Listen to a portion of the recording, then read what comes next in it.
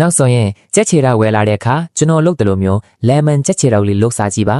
ချင်းဆက်အရသာနဲ့ခံတွင်းမြင်စေပြီးလုပ်ရတာလည်းလွယ်ကူသလိုစားလို့လည်းတကယ်ကောင်းပါတယ်နော်ဆေးချိုးတန့်စင်ထားတဲ့ကြက်ချေတောက်လေးတွေကိုခြေဘဲလေးတွေဖြတ်ထုတ်လိုက်ပါပြီးရင်တော့အရသာဝင်ရောက်အလဲကနေပိုင်းပေးရပါမယ်ရေအေးတွေကိုကြက်ချေတောက်တွေထည့်ကြက်တုံမိတ်ဂျင်း cooking wine တို့ထည့်ပြီးပြုတ်ပေးပါ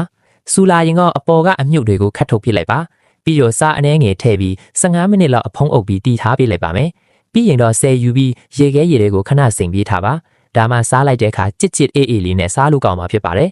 ရေပြန်ဆေးပြီးရေစစ်ထားတဲ့ကြက်ချေတောက်လေးတွေကိုကြက်တုံနီကြက်တုံဖြူငရုတ်သီးစိမ်ငရုတ်သီးနီနဲ့လေမန်အကွင်းလေးတွေထည့်လိုက်ပါအရသာအတွက်ပဲငန်းရာရည်နူဇွန်ရှာလကာရည်သူဇွန်ခရုစီအနှဲငယ်ထည့်ပြီးနောက်ဆုံးမှာတော့နန်းနန်းမင်းလေးအုပ်ပေးလိုက်ပါအားလုံးကိုနှံ့အောင်နှဲပြီးနားရီဝက်လောက်နှက်ထားလိုက်ရင်တော့စားလို့ရပါပြီဒါလေးကိုလုတ်တက်သွားပြီဆိုရင်တော့အပြင်မှာသွားဝယ်စားစရာမလိုတော့ဘူးပေါ့